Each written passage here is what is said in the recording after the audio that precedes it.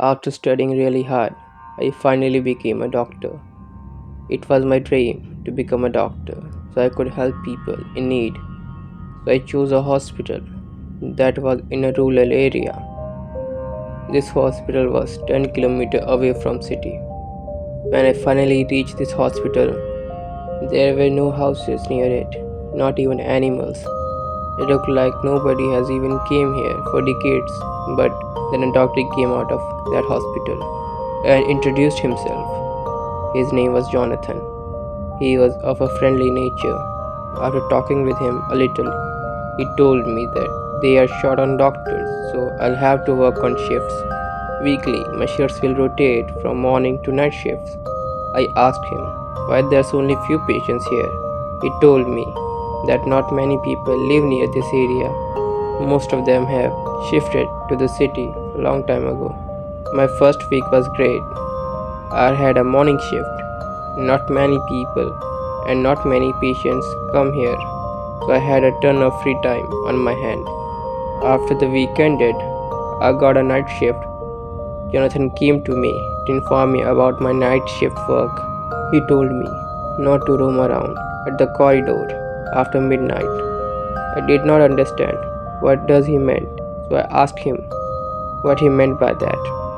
But then he looked in my eyes and told me not to ask too many questions and just follow it. It's for my own good. The Jonathan that I knew wasn't like this. He was totally different, as if his personality changed for a minute. I could see he was hiding something that he couldn't talk about, as if it's forbidden to talk. I could feel that asking further won't do me any good, so I didn't say anything else. I did my whole house cleaning. While doing it, I didn't realize when night came. I was tired, but it was my first night shift, so I didn't want it to be late. So I ate a little and went to the hospital. It was even quieter than a morning shift, really peaceful, and even less patient than morning. I was tired already, and I didn't have any work, so I took a nap in one of the empty rooms without realizing. I slept for hours, maybe because of working all day. I was tired, and all the fatigue catched up to me. I woke up at midnight. I was just scratching my eyes when some old lady passed near my door in a corridor. I couldn't see the face of that old lady, but judging by how she looked, she was pretty old. Forgetting about what Jonathan told me, I went out to look for that old lady. She just passed my room, but she was near the last room in the corridor, even though she was walking very slowly. But without thinking much about it, I ran towards her to tell her not to go there. She was heading toward the previously used emergency room, which we didn't use it anymore. I shouted, "Ma'am, please wait, you can't go there." But she didn't stop. I thought maybe because how old she's having trouble listening. Corridor wasn't that big, so I catch up to her, but she already went inside the emergency room. I followed her, but she wasn't inside the room, and room looked like it has been being used recently. Nothing like a room that hasn't been used for ages. Then I remembered what Jonathan told me. He told me not to enter this place, no matter what. He told me that they stopped using this room for decades. Nobody knows the exact reason, but we are not allowed to enter here. I started looking for that lady around the room so I can take her out from here with me. Who knows how angry he will get when he finds out I went inside the emergency room. After looking through whole room, I still couldn't find her, and then I realized something was off about this place. Something was not right here, and I realized it a little too late for myself. All those things that Jonathan told me started catching up to me.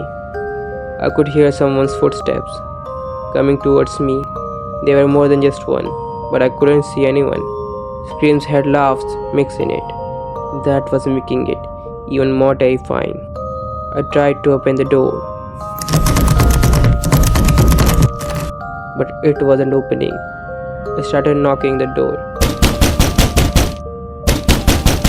calling for help, but there was no response from outside. But something changed inside the room.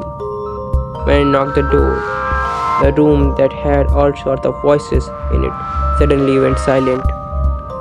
There was no footsteps or screams anymore. It was even more terrifying than before, as if I ended up catching their attention. Nobody was in front of my eyes, but I could feel multiple stares making a hole inside my body. My legs went numb. I couldn't make sound or move. I dropped on the floor, crying but pushing my hand on my mouth so I don't end up making more sound and catching their attention again. After that, the room suddenly was again full with laughter, a really terrifying laughter that couldn't be a human. There's such a thing going. I couldn't handle the shock and fainted in the end. Maybe this happened for the good. In the morning, Jonathan found me and took me out of the emergency room and woke me up. I told him everything, what happened to me. He told me to leave this hospital and never come back here ever again. He told me to leave before the sunset, no matter what. I didn't ask any further questions. Maybe I was not ready to hear the reason I left that village that day. Whenever I still think about that incident, I get chills all over my spine. I never tried to find answers about that night because maybe some questions are not meant to be answered.